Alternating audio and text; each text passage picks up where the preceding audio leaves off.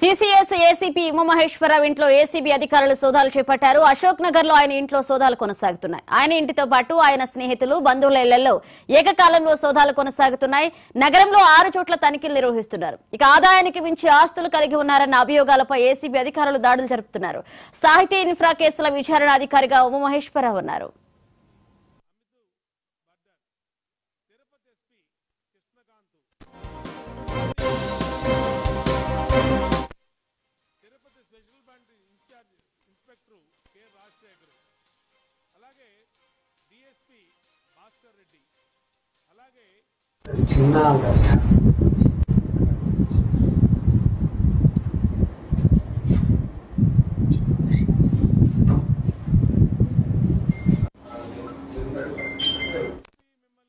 Ibrahimpatnam reel murder కేసులో Umamaheswararao suspend అయిన సంగతి తెలిసిందే. ఇక డబుల్ మర్డర్ నిందితులు మఠారెడ్డి నుంచి ముడుపులు తీసుకున్నారని ఉమామహేశ్వరరావుపై అభియోగాలున్నాయి.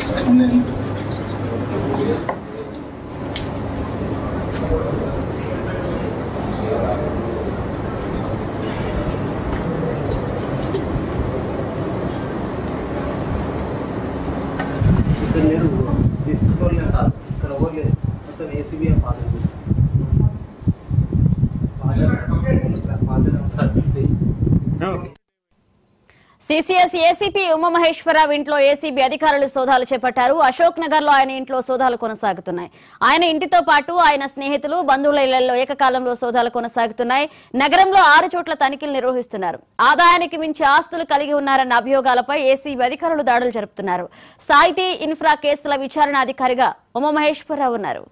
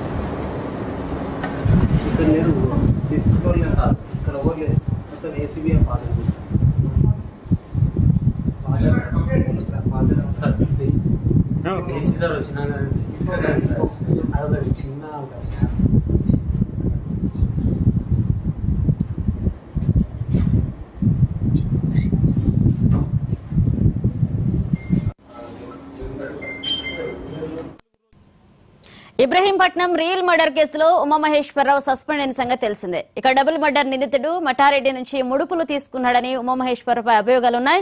ఇదే అంశానికి సంబంధించి మరిన్ని అప్డేట్స్ మా క్రైమ్ బ్యూరో చీఫ్ మధు అందిస్తారు. మధు, హైదరాబాద్ లో 6 చోట్ల ఏసీపీ అధికారులు అయితే తనిఖీలు నిర్వహిస్తున్నారు. ప్రధానంగా సిసిఎస్ ఏసీపీ అయినటువంటి ఉమామహేశ్వరరావు ఇంట్లో ఈరోజు మార్నింగ్ నుంచి కూడా ఈ సోదాలు నిర్వహించడం జరుగుతుంది.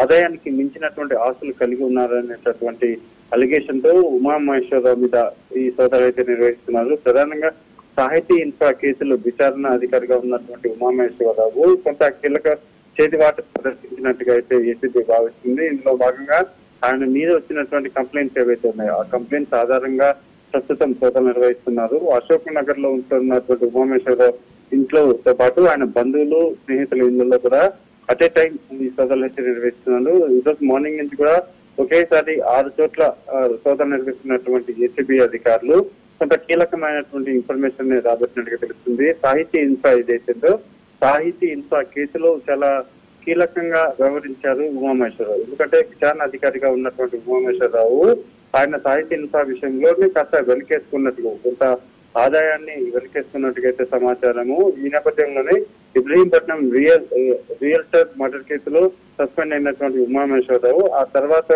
దానికి సంబంధించినటువంటి కొంత ఇన్ఫర్మేషన్ గవర్నమెంట్ కి అందడం, గవర్నమెంట్ కి వచ్చినటువంటి కంప్లైంట్స్ ఆధారంగా కూడా ఏసీబీ కూడా రంగంలోకి దిగింది. డబుల్ మర్డర్ కేసులో డబ్బులు తీసుకున్నారన్నటువంటి ఆరోపణల నేపథ్యంలోనే ఉమామహేశ్వరరావుకు సంబంధించి ఆయన పైన ఆ కేసు పైన కూడా ఈ విచారణ కొనసాగుతుంది. ఉమామహేశ్వరరావు సస్పెండ్ చేసినప్పటికీ కూడా ఆయన సస్పెండ్ అయినా సరే కొంత ఇన్సైడ్ గా ఉంటూ కూడా కార్యకలాపాలు నడిపినట్టుగా అయితే సమాచారం. సో ఈ నేపథ్యంలోనే మొత్తం 6 చోట్ల ఈ సోదాలు అయితే నిర్వహిస్తున్నారు. సోదాలలో కొంత ఆయనకు సంబంధించినటువంటి లావాదేవీలు కావచ్చు, లేకపోతే కొన్ని కీలకమైనటువంటి డాక్యుమెంట్లన్నీ స్వాధీనం చేసుకున్నారు.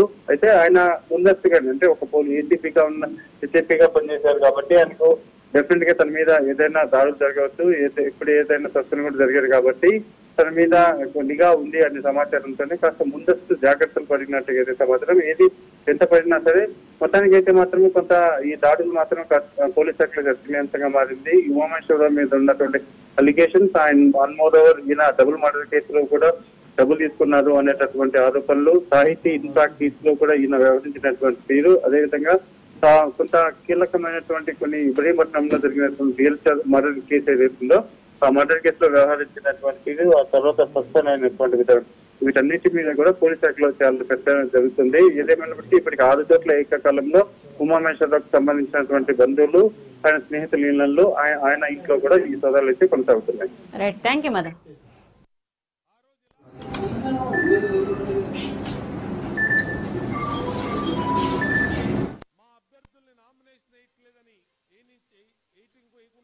అడ్డుపడుతున్నారని పింటినెల్లి రామకృష్ణారెడ్డి చేస్తున్న రౌడీజం మీద